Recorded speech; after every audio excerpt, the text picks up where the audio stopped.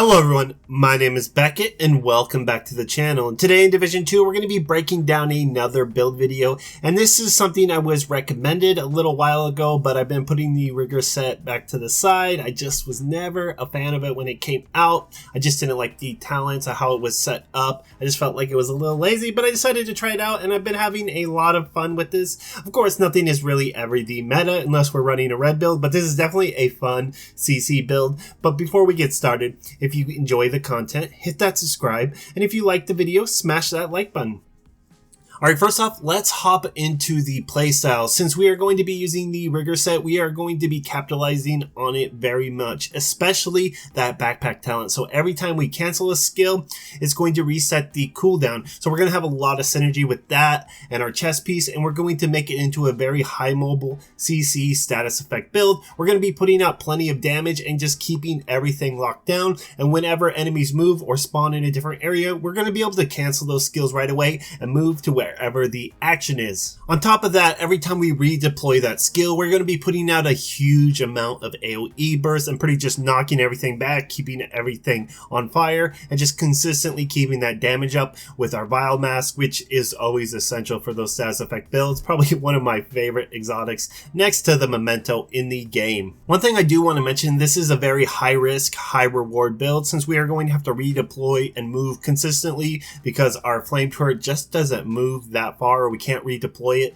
that far. We're going to be in enemy fire constantly, so you're just going to have to weave in and out. Make sure we lay that down and get that CC rolling again. Since we're not going to have any armor or anything really to back us up, we're just going to have to survive on our wits. Now let's hop over to specializations, and we are going to be running the fire starter for one big reason: that 20% increased burn duration is going to add so much damage to our build. Not only that, we're going to have the flamethrower, and I'm not usually a big fan of specialization weapons, but sometimes when you cancel a skill with the rigger talent, it just doesn't reset the cooldown, or a chunga comes up and destroys it and we have no meaningful damage to put out. It's always nice to be able to pull out that flamethrower and have a little backup. Now if you find enemies are just dying too quick and you're not getting the full potential of that 20% increased burn duration, you can always switch over to the technician specialization and you just swap out one of your skill tiers for armor core or weapon damage core, depending on if you want more damage or more survivability. And you're still going to have a little bit extra skill damage, but ideally we're just looking for that damage from our status effects, and I would highly recommend sticking with Firestarter. Alright, now let's get into the build. So as for weapons, we are going to be using the Everlasting Gaze as our main hand. Now this is a named rifle that you get in the DZ. Now they did sell it a couple weeks ago, so if you ended up picking up, it will be nice. Now the actual damage that it puts out doesn't really matter. We are just looking for that talent, and it is perfect perpetuation. So headshots grant plus 50% status effect damage and duration to the next status effect you apply. So ideally you want to get that headshot right before you throw your flame turret out, and it's going to be doing an insane amount of damage. Now if you do not have this rifle, you can always re-roll it on any rifle, I think almost on any weapon, and get it. It's just going to have 40% instead of 50, but that 10% does actually do a lot of damage. And normally if we're just running heroic content, we're never really going to swap out of this because there's going to be no reason to swap to another weapon. But if we are, you can go with a couple different weapons. Now ideally you would want to use the capacitor just because it brings so much damage to the table. It's going to increase your skill damage and everything else when your perpetuation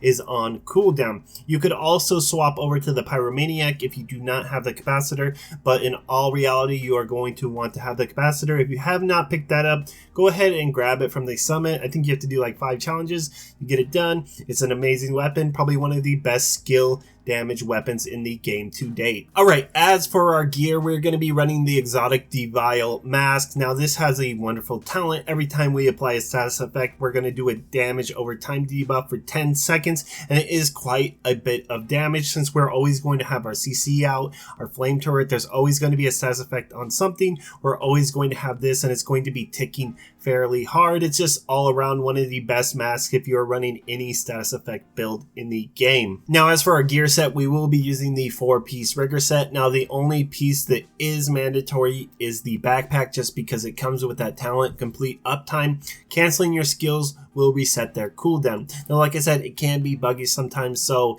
results may vary, but usually every time I cancel my flame turret, I'll be able to throw it right away. Now, the thing with the shock trap, if too many traps go off, you're not going to be able to cancel it, and you're just going to have to wait for the cooldown. A lot of times, if I know enemies are going to be all in the general area, I will just leave it up, and it will stay up for about 30 seconds before you can cancel it and throw it back out again. But a good practice is just throw it out, get that first shock trap to go off to CC everything, and then cancel it, and then you can throw it out as needed. Alright, as for our final piece, since we're not going to need to use the rigger chest piece just because the skill damage is not really going to add that much damage to our build, we are primarily focusing on status effects. We're going to want to find a chest piece with explosive delivery. So whenever we throw out a skill, 1.5 seconds after, it's going to do a huge AoE explosion, and with this build I think I was doing about 800,000 per enemy. So that's a very nice little burst out, so where we would throw our flame turret out, get that burst of damage, and everything is going to be on fire, so we can cancel it and do that again, and we can just keep repeating that and getting that huge AoE burst every few seconds.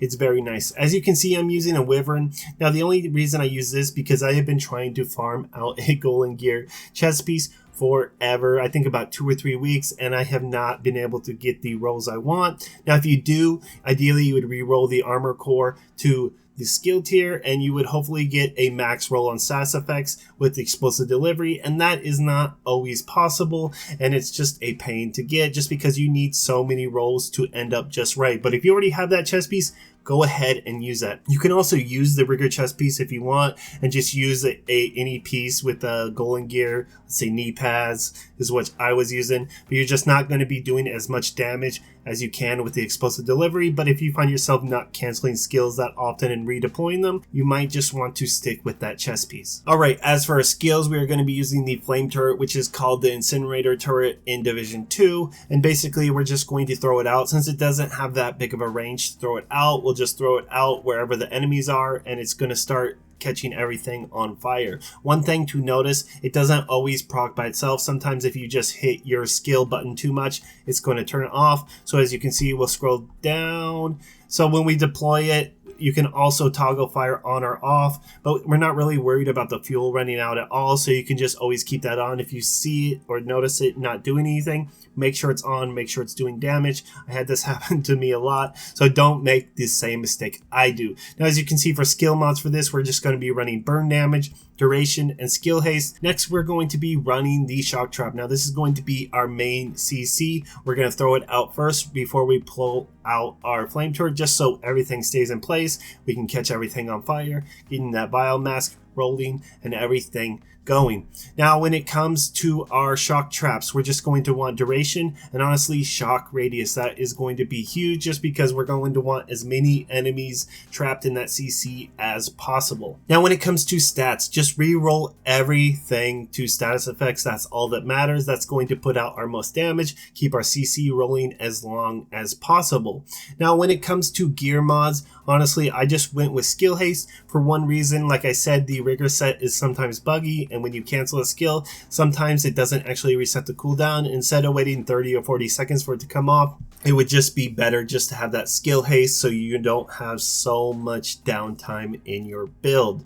Now, you could also run something like armor on kill, protection from elites, something for more survivability. Since we will be moving around a lot and we don't really have any armor to work with, it's going to be a little bit of a challenge. So it's up to you in the long run, but gear mods do not make or break this build. Now let's talk about some best practices when it comes to playing this build. Since this is a very high mobile CC build and you can't just set down your turret or just pop off your fire starter like you could with the Eclipse protocol and just let everything else do the work and not really worry about anything else but staying in cover, we're going to be moving quite a bit, and you're going to want to really be focused on your skills. Make sure they're in the right position. Make sure your flame turret is doing what it's supposed to be doing, and if you find it where it's just not doing any damage, not hitting enemies, make sure you're really on top of the ball, canceling it, redeploying, and just canceling and redeploying is going to add so much damage with that explosive delivery. Also, I just want to remind you that the flame turret is just like the artillery turret. If you're caught in its path, it will kill you. You're not going to be able to pop a med kit or anything. So if you're getting ready to move and you are in its path, make sure you cancel it before you move, because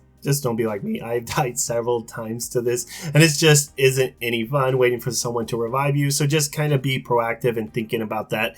Am I going to run into fire? Because it does not recognize that you are a shade agent. Last thing I do want to mention is about the perpetuation talent from your everlasting gaze. You're going to want to use this on cooldown every chance you get. If you can't do it right before you pop your flame turret, just make sure you're using it on cooldown. It is going to add an immense amount of damage, and it should be your main priority other than making sure your turret and everything else is doing damage and you're CCing. Make sure you are keeping that up. It's better just to keep out the everlasting gaze than to switch over to the capacitor to put out a little extra damage, because if you are missing that cooldown, you're just missing all that extra damage. Now that's all I have for this build, but I've been having a lot of fun. It's very fun just to throw out those shock traps, throw out those turret, redeploy, having that explosive delivery all in the mix. It's just a very fun. There's a lot of synergy with this build. If you like it, let me know how it works out for you. If you have any tips, if you have any comments, go ahead and just put them down below. Would love to hear from you guys. Just always keep it civil. Now, if you're looking for other build videos, I do one about every week. Go ahead and check out my channel. I also do tutorials, Division 2 news, everything for old players to new players and everything in between. And thanks again for watching.